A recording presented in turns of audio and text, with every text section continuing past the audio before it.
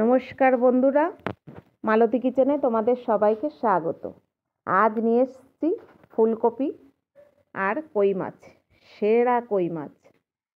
আজকে বছরের সেরা কই মাছ ফুলকপি দিয়ে ঝোল হবে। সকল বন্ধুদের কাছে আমার অনুরোধ রইল সম্পূর্ণ ভিডিওটা দেখার জন্য। দেখো, কই মাছগুলো বিশাল বড় বড়। বাড়িতে অনেক লোকজন আছে, একদম 12টা কই মাছ আর দুটো ফুলকপি নিয়েছি। কিন্তু দুটো ফুলকপি থেকে এই যে বড় বড় যে অংশগুলো, সেগুলো আমি টুকরো টুকরো করে বের করে নেব। কারণ পুরো ফুলকপি নেব না, ধার থেকে একটু বেছে বেছে নেব। এদিকে কড়াইতে আমি তেল বসিয়ে দিচ্ছি। প্রথমে মাছগুলো আমি নুন হলুদ দিয়ে মেখে নেব। ফুলকপি দিয়ে মাছের ঝোল সকলেই তোমরা জানো যে ভীষণ ভালো হয় খেতে। আর মাছগুলো যদি একটু বড় হয় তাহলে তো আর কোনো কথাই নেই। আমার তো ভীষণ প্রিয় কই মাছ। এখন পরপর কই মাছের রেসিপি থাকবে। এক এক করে তেলের ওপরে মাছগুলো দিয়ে দিলাম।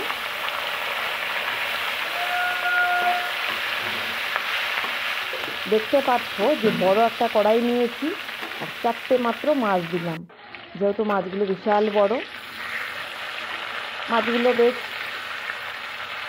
কড়া করেই ভেজে নেব, যেহেতু অনেকজনের রান্না হচ্ছে আর ফুলকপি পড়ছে।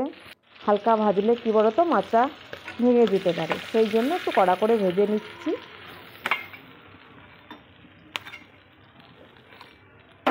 দেখো, সমস্ত মাছগুলো আমার এখানে ভাজা হয়ে গেছে। এখানে আমি এবার আলু নিয়েছি, বেশ বড় বড় করে আলুও কেটে নিয়েছি।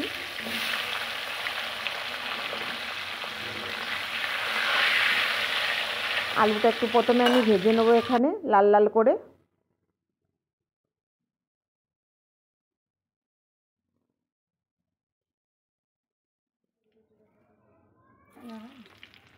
আলুগুলো ভাজা হয়ে গেছে, তুলে নিলাম। তারপরে ফুলকপিগুলো তেলের ওপরে দিয়ে দিলাম। কিন্তু ফুলকপিগুলো আমি হালকা করে একটু ভাপিয়ে নিয়েছি।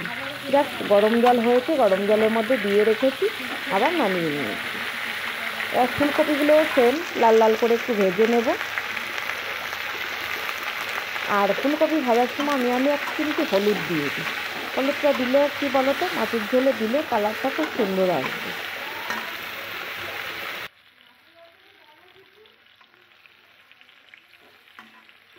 বেশ লাল লাল করে ভেজে নিয়েছি, ফুলকপিগুলোও তুলে নিলাম। এখানে আমি জিরে তেজপাতা ফোড়ন দিচ্ছি।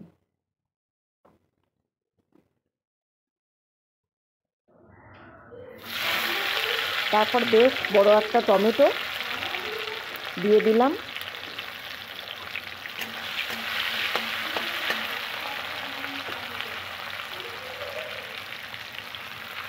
এখানে জিরের গুঁড়ো, ধনের গুঁড়ো, হলুদ, নুন সব একসঙ্গে দিয়ে দিলাম।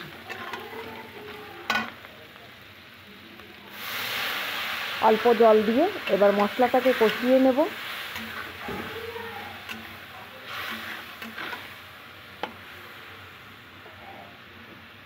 মশলা কষানোর পরে আলু আর ফুলকপি একসঙ্গে দিয়ে দিলাম, দিয়ে আর একটু কষিয়ে নেব।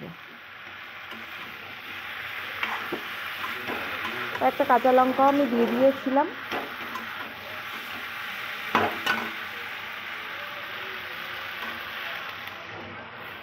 এবার আমি গরম জল দিয়ে দিলাম। শীতকালে তো একটু গরম জলটা দিলে সবজিটা মনে হয় ঝোলটা তাড়াতাড়ি ফুটে ওঠে।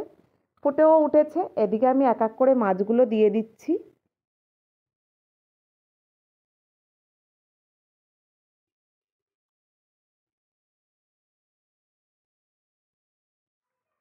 দেখো, মাছের ওপরে মাছ, ওপর থেকে ধনেপাতা ছড়িয়ে দিচ্ছি ঝোল ফুটতেই।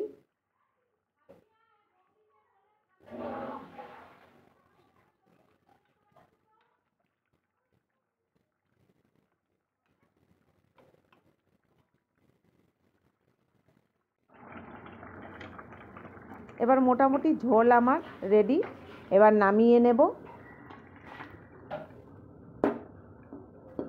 দেখো কত সুন্দর লাগছে ঝোলটা, যা লাগছে কালারটা, খুব সুন্দর হয়েছে। তো বন্ধুরা, এখন তো কি বলবো, ফুলকপি কই মাছ দিয়ে ভীষণ ভালো লাগবে। তো আমার মতন একবার বানিয়ে খেও, একদম পাতলা ঝোল, কিন্তু ভীষণ ভালো হয়েছে খেতে। আর ভিডিওটা ভালো লাগলে লাইক, কমেন্ট, শেয়ার, সাবস্ক্রাইব করে দিও। দেখা হবে পরের ভিডিওতে। ভালো থাকো, সুস্থ থাকো, ধন্যবাদ।